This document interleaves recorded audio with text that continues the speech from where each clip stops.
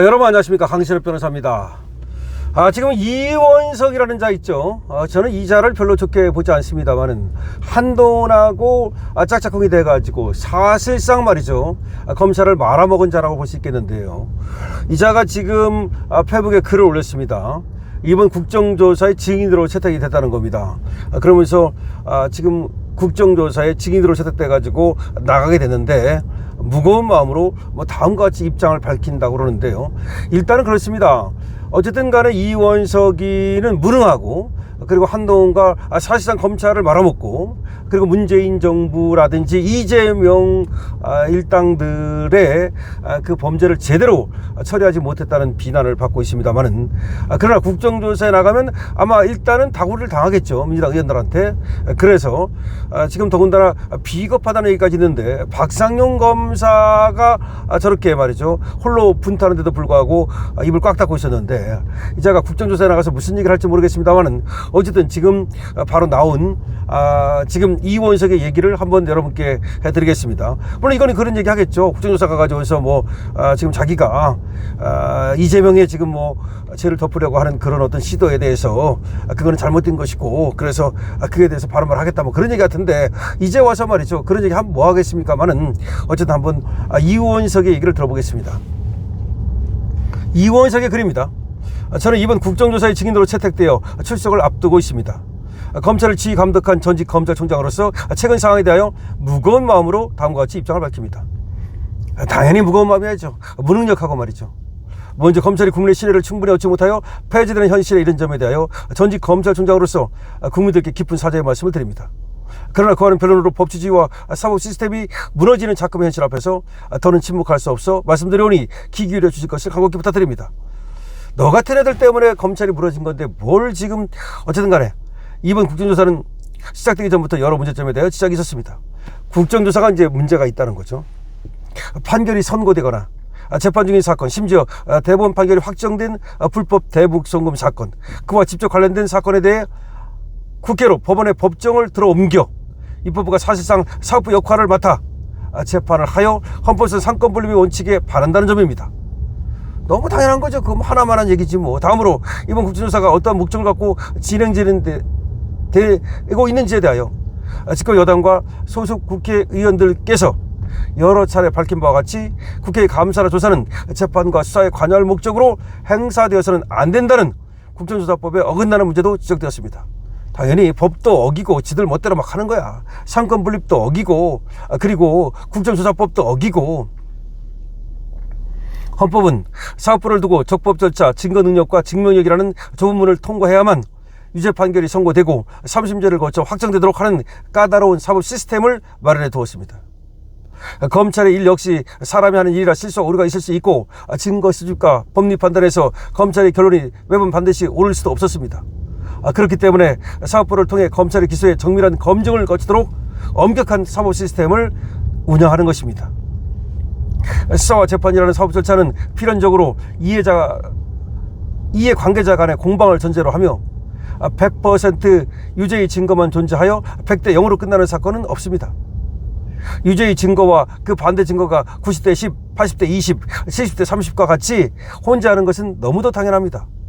사법 절차의 틀 안에서 증거 능력, 증명력의 허들을 통과한 수많은 증거들을 평가하여 유무죄가 결론 지어지는 것, 그것이 헌법과 법률에서 예정하여 마련한 사법 시스템입니다.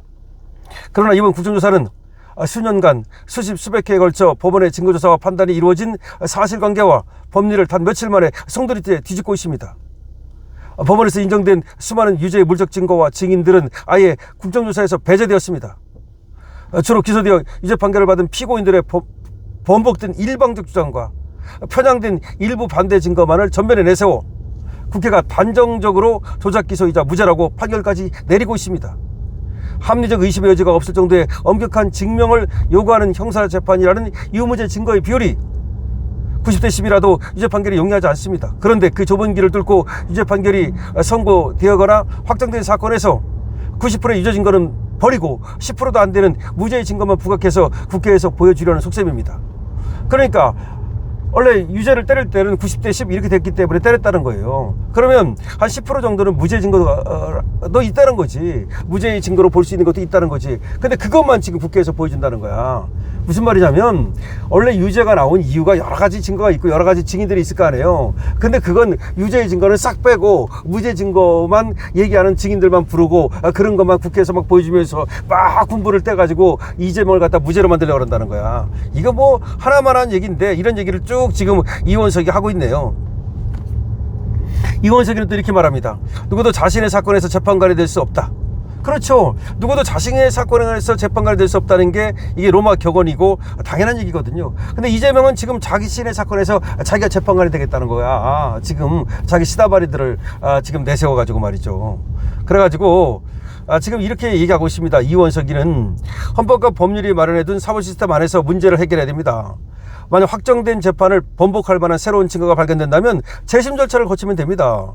진행 중인 재판에서는 적법 절차와 증거 능력, 증명적인 요건을 갖추었는지 차분히 따져 이 문제를 결정지으면 될 일입니다.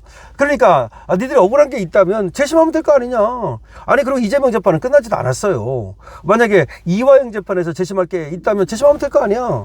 그런데 이재명 재판은 재판을 해가지고서 무죄를 밝히면 되는 거고, 그다음 이화영 재판은 다 끝났다면 재심하면 되는 거고. 근데 왜 그렇게 지금 국회에서 무슨 재판을 하겠다는 거냐. 지금 법정을 갖다 국회로 옮기겠다는 거다. 결국 이원석의 얘기는 그거예요. 한마디로 말하면 자기들한테 유리한 증인, 자기들한테 유리한 증거만 국회에서 내놔가지고 야 이런 것들이 있는데 왜 이게 유죄가 됐어? 근데 원래가 유죄가 되려면 이 재판에서 유죄의 증거도 있고 무죄의 증거도 있고 그렇잖아요. 공방을 막 하잖아. 살인사건 같은 것도 이걸 이렇게 보면 유죄인데 이렇게 보면 무죄인데 다 거의 그런 사건이지 어떤 게 100% 그냥 유죄라는 건 또 물론 그런 사건이 있긴 있어요. 현행범 현장에서 잡히면 그건 100%겠지. 근데 그게 아니면 안 될 수도 있는 거야. 하지만 유죄의 증거와 무죄의 증거를 따져가지고서 이게 합리적 의심의 여지가 없을 정도로 이건 유죄가 거의 80%다 90%다 그러면 유죄를 때리는 거야. 그러면 어떤 사건도 10% 정도는 이거는 아닌 것 같은데 라는 게 있어. 근데 이재명은 지금 그런 것만 모아다가 증인도 그런 사람만 부르고 그래가지고서는 막 그냥 군부를 떼고 선전선동을 해가지고서 사실 이재명은 이렇게 조작 기소가 된 거다. 이재명은 무죄된다. 아니 그러면 국회가 지금 법원이 되는 거잖아. 상권 분립을 어기고 뭐 지금 사법 시스템을 뭉거뜨리고 이거 뭐 말하면 뭐 하겠어. 말하면 뭐 하겠냐고. 그런데 여기에 책임이 누가 있냐? 이원석 이런 자가 다 책임이 있다니까. 아니 이원석하고 한동훈 이것들이 다 지금 사실은 어떤 얘기가 있냐면 원래가 우리가 윤석열을 뽑아준 이유가 뭐예요? 지금 문재인한테 지긋지긋해가지고서 문재인 적폐를 청산해달라고 뽑아준 거잖아. 그리고 박근혜 대통령을 갖다 문재인이 그렇게 도륙냈잖아. 도륙내고 나서 지는 말이야 그렇게 또 나쁜 짓을 했잖아. 조국이 같은 거. 그래가지고 징글징글 해가지고 우리가 문을 갖다 착결하려고 뽑아준 거잖아. 그랬더니 아무것도 안 했잖아. 윤이 안 했느냐 뭐 한이 안 했냐 이런 말이 있는데 지금 원래는 들려오는 말에 의하면 윤을 하려고 했는데 이 한이 안 했다는 거야. 이게 근데 한하고 이가 하고 이게 한통속이거든. 원래 이원석을 갖다가 한동훈이가 추천했다는 말이 있어요. 검찰총장으로. 그게 진짜 너무 잘못된 거지. 근데 그래서 이원석이 이제 와가지고서 지 살라고 지가 이제 증인으로 나가니까 이런 소리 하는 건데 별로 이원석에 대해서 우리가 뭐 그렇게 동정할 필요는 없지만 어쨌든 간에 이제 와서라도 이원석이 이런 얘기를 하는 이유는 어쨌든 법에 따라서 재판하고 법에 따라서 기소하고 법에 따라서 수사한 건데 왜 이제 와가지고서 국회에서 법원 역할을 하려고 그러느냐 그렇게 얘기하는 거예요. 근데 이원석 늦었습니다. 이원석 늦었어요. 가가지고 다구리 좀 당해보고 천천히 반성하기 바랍니다. 여러분들께서 어떻게 생각하십니까? 강시엽TV입니다.